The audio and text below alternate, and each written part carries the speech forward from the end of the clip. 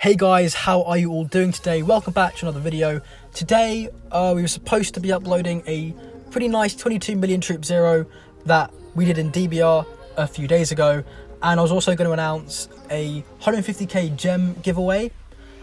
But now I want to talk about this new update, so those videos will be pushed forward to tomorrow.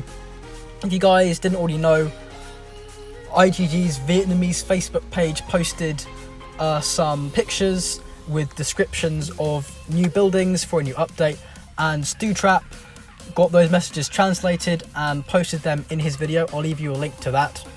I'll give you guys a basic overview of the update. So one of these buildings is kind of like a speed ups and resource calculator.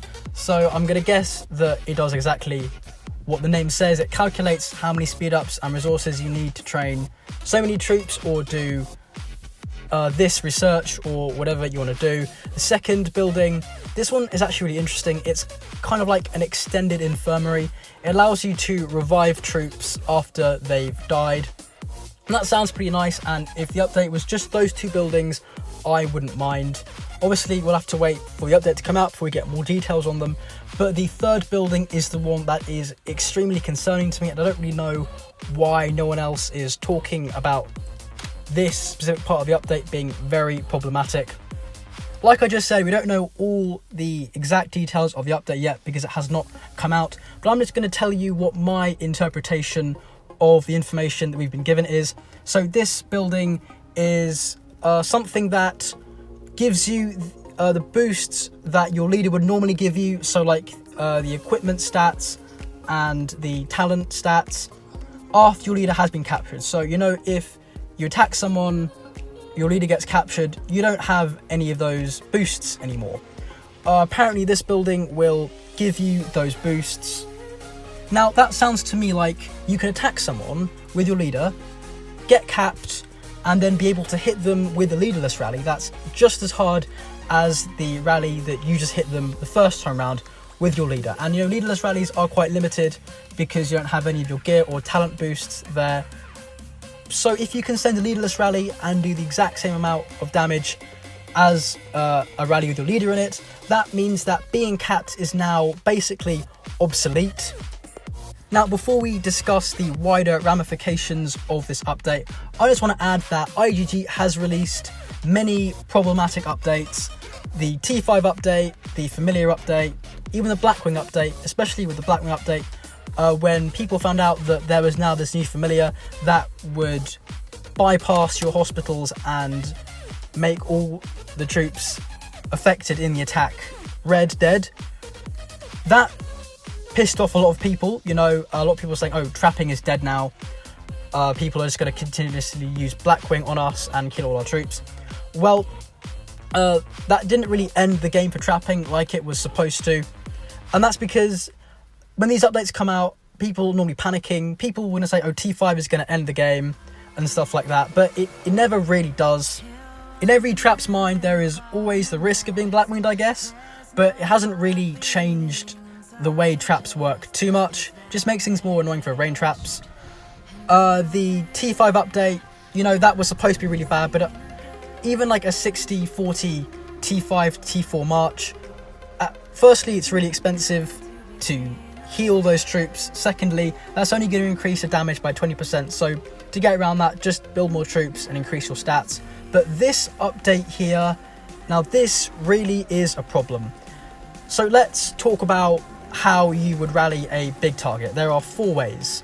The first way is you just straight up attack them with your leader, which will probably mean you get capped, and once you're capped, you will remain capped unless the player either releases your leader or maybe he gets burned. So getting capped and sending your leader straight up on the first hit is quite risky because you might not get it back. The second option is sending your leader with Bunny. Now remember, Bunny is a one-time use familiar that you can only activate once a day, and it's quite expensive to activate it. The third way that you can rally a large target is you can go at them with leaderless rallies, but as I just mentioned, because you don't have your gear or talent boosts, the damage from leaderless rallies is quite limited, the damage there is limited, so it will take longer to zero the target, and people will lose more troops and resources.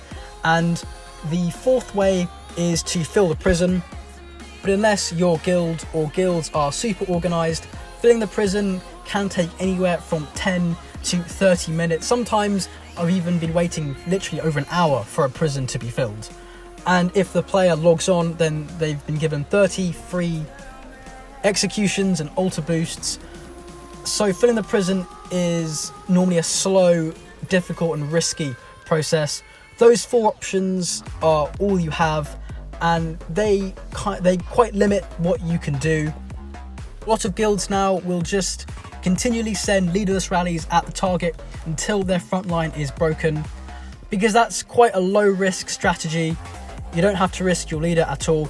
But with this update, players, specifically Titan players, because I'm going to guess this is going to be a very expensive update, Titan players with max stats will be able to continually send rallies, leaderless rallies, with the exact same stats as a rally with their leader, and not have to worry about getting capped, because if they are capped, then their leaderless stats will be the same as their stats with their leader. Now, what stops people from rallying players? Well, normally, unless it's a really aggressive family of guilds, people won't hit ante over like 300 mil. Why? Because that player will most likely be able to come online and cap you. So guilds that do blind hit will normally start with leaderless rallies first. That's what we do. And as I've mentioned several times, leaderless rallies don't do very much damage. So people will probably not attack someone like me, because I've got decent gear, I'm over 500 mil. If they don't know my scout, they're probably not going to try me. But if getting capped is now no longer an issue, then that means that these Titan players can just rally anyone and anything whenever they want, and as long as they have the rally fillers to fill the rally, then they can just keep hitting over and over again and not have to worry about getting capped, because like I said, getting capped would now mean nothing. Now, this is all speculation, but we do actually have a precedent here. I'm going to remind you guys of the so-called glitch that happened right after the T5 update, in case you guys are still not aware. It wasn't actually a glitch. IGG just rebalanced the attack and defense stats. It's conspiracy theory time, so put your tinfoil hats on. I think IGG did that on purpose, because there's no way that they rebalanced the attack and defense stats, put that in the main game without testing it on their beta servers first. So they would have known the extremely disruptive effect that would have had on the game. And from what I saw across most of the kingdoms in the game, specifically my kingdom, there were just rallies going on all day on everyone. In my kingdom, there was something like 60 rallies in 12 hours because it was extremely difficult to get caps now. There were mythic champ players being burned online. Literally no one was capping rallies. Once the risk of being capped was largely removed, a huge amount of players just went crazy and hit everything.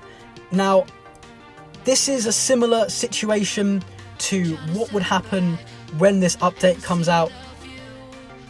Imagine filling a rally at around 500 million might, maybe you've got 15 million troops, and then suddenly three mythic champ players set 3 leaderless rallies on you, but those leaderless rallies are completely buffed up with the equivalent stats of having their leader now. You would be in trouble, and they could hit you once, and they could hit you again and again and again. As long as you're in Fury, they can keep hitting you with no risk to themselves. So this takes out an entire dynamic of the game, where people don't want to risk hitting certain targets because of the risk of being capped. Some people could say that's a good thing, but I think this is a really terrible idea, because it kills the game for people who can't take multiple rallies. This actually kills the game for a huge chunk of players, not just the ones that can't take multiple rallies, because am I going to get rallied every time I go into Fury now? If I join a rally against a large guild, are they going to start counter-rallying everyone in our guild, even the Billion Might players, just to see who's an easy target or not, because like I said, again, there is absolutely no risk to themselves. I think this is an important thing to consider with this new update. Hope you guys have enjoyed hearing my take on the update and seeing some of this solo content that will probably never have been uploaded in another video anyway. We can only wait and see what happens with this update. I do not have a good feeling about this. But anyway guys, I hope you enjoyed and I will see you in the next video.